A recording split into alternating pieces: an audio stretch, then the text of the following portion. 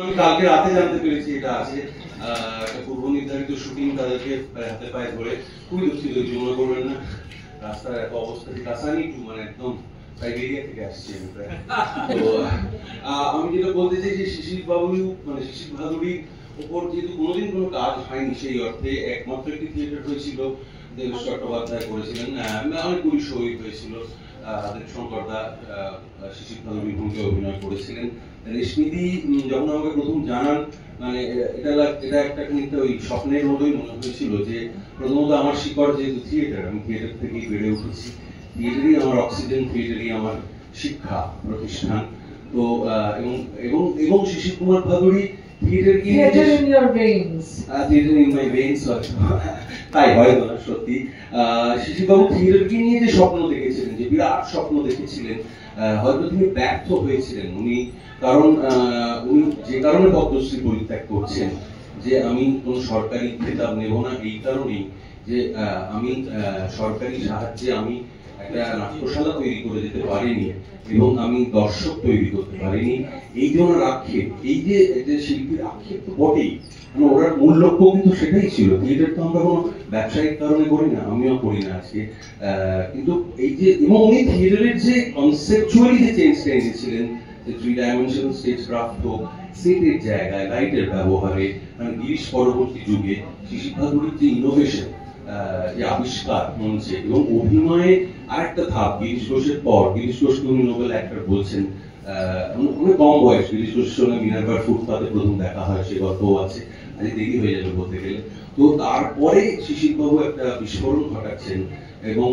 উনি সিনেমার কোম্পানির চাকরি ছেড়ে দিচ্ছেন উনি অধ্যাপনার চাকরি ছেড়ে দিচ্ছেন ওনার প্রচন্ড ফ্যান ফলোয়িং ছিল ছাত্রছাত্রীদের মধ্যে উনি এত ভালো পড়াতেন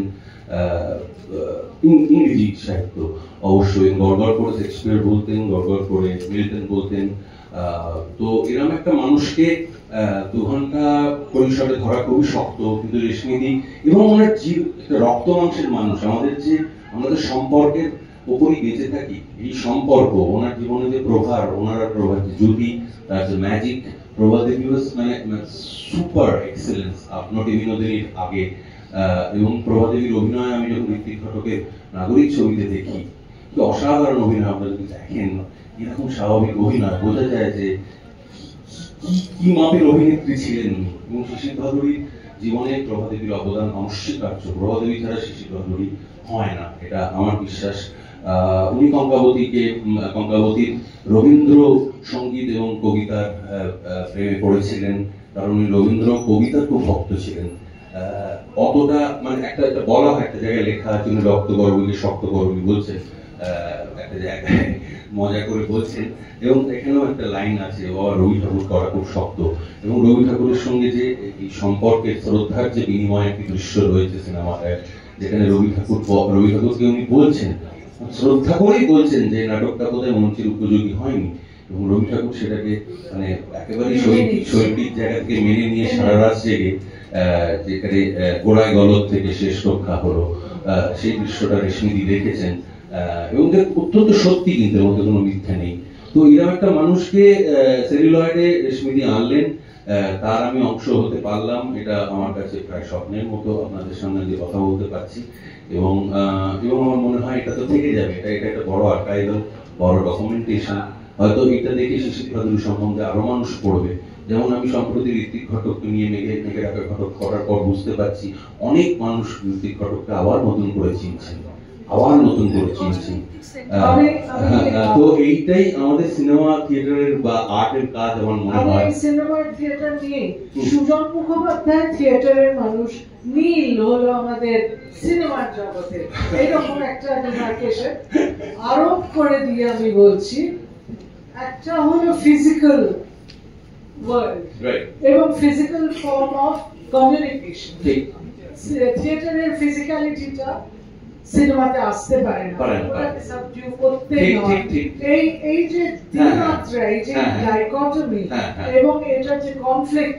হাউ ডু ইউ রিজলভ না এটা রিজলভ করতেই হয় এইভাবে you keep doing theatre of course মানে এটা আপনি যদি বিদেশেও উদাহরণ নেন আমাদের দেশে আমি বিদেশে যাচ্ছি না অনেক সময় লেগে যাবে দেরি হয়ে গেছে মানে আপনি যদি দেশেও দেখেন নাসিরুদ্দিন শাহ আমি নাসিরুদ্দিন শাহর নামটা আগেই বলছি, ওম পুরীজি বা পরেশ রাওয়ালজি, নানা পাটেকার, এরা সব মানে না, আমি বলছি যে এই যে থিয়েটার যে শিক্ষাটা দেয়, আসল কিন্তু সোল, যেটাকে আমরা নাট্যশাস্ত্রে সাত্ত্বিক বলি। আপনি যদি আত্মাটা ধরতে পারেন, সোল ধরতে পারেন, তখন ফিজিক্যালিটি আসছে তারপরে। আত্মাই আপনার ফিজিক্যালিটি বা বাচিক আঙ্গিকে নিয়ে যাচ্ছে। এবং আপনি যদি বড়বাবুর অভিনয়, আমি এই সিনেমাতে যেভাবে করার চেষ্টা করেছি, মঞ্চে করলে এভাবে করতামই না, আর গিজ করতাম না, আর গিজ করতাম না। মানে ধরুন মঞ্চে ও বলছে আমার সাজানো বাগান, মানে এখানে তো অন্যভাবে ডেপথে বলা আছে অনেক, মানে আমার সাজানো বাগান শুকিয়ে গেল, মানে উনি কিন্তু এই যে উনি লার্জার দ্যান লাইফ চরিত্রগুলো করতেন, কারণ উনি বিশ্বাস করতেন দর্শক সেটাই চায়, লার্জার দ্যান লাইফ। রঘুবীর করছেন, চাণক্য করছেন, আলমগীর করছেন, দেখবেন চরিত্রগুলো সব লার্জার দ্যান লাইফ। এবং ওনার অভিনয়ের একটা অদ্ভুত ওই আধুনিকতার মিশেল ছিল, যেখানে কোনো উচ্চকিত ব্যাপার নেই, কিন্তু এমন একটা পেনিট্রেশন হচ্ছে যেটা হয়তো আমি দেখিনি। শম্ভু-মিত্রের অভিনয়ও ছিল, অজিতেশের অভিনয়টাও ছিল, আমি থিয়েটারের লোকেদের নামই বলছি, উৎপল বাবু তো সমানভাবে। আমার মনে হয় ওইটাই আসল, যে আপনি যখন একটা বেসিক সোলটা যদি ঠিক থাকে, হ্যাঁ, তাহলে আপনার এই যে ডিকোটমির কথা আপনি বলছেন, আপনার ফিজিক্যালিটি আপনি রিস্ট্রেন করবে। যেমন সম্প্রতি নাসিরুদ্দিন জি একটা নাসির যেটা এতে বলছেন, দেখুন থিয়েটার মানে সবসময় এই এই তোমাকে দেখে নেবো, হাত পা নাড়ছো, তা নয়। বা সিনেমা মানে সবসময় একটা তা নয়, কারণ ভেতরটা হচ্ছে মন। তুমি যদি একটা ক্লোজ শট দাও, ক্লোজ শটে তোমার চোখে যে বিস্ফোরণটা আসবে, দুঃখের হোক রাগের হোক, সেটা কিন্তু শরীরের এই একদম গোড়ালি থেকে আসে। তো তোমাকে সারা শরীরটা সঞ্চারিত করতেই হচ্ছে, তবেই তোমার চোখে ওটা বেরোবে, নাহলে ওটা ফলস হয়ে যায়। মানে এইটা এবার অবভিয়াসলি, যেহেতু সিনেমা ইজ ডিরেক্টরস মিডিয়াম, আমাকে ডিরেক্টর খানিকটা গাইড করছেন বা বাধ্য করছেন। ঋত্বিকবাবু বলতেন তো অভিনেতা কি, আমি যা করবো তাই, আমি মানে বলছি, উনি তো এক্সট্রিমিস্ট ছিলেন। তো ওইটা আমাকে ডিরেক্টর যে লেন্সের মধ্যে বাঁধছেন, যেটা করছেন, সেই মতো আমার সেই মানে মননে সেটা ঢুকিয়ে নিতে হবে, যাতে কোনোভাবেই লেন্সে সেই নায়কের বিখ্যাত সংলাপ একটু বেশি করেছো কি তোমার মনে হবে অনেকটা বেশি।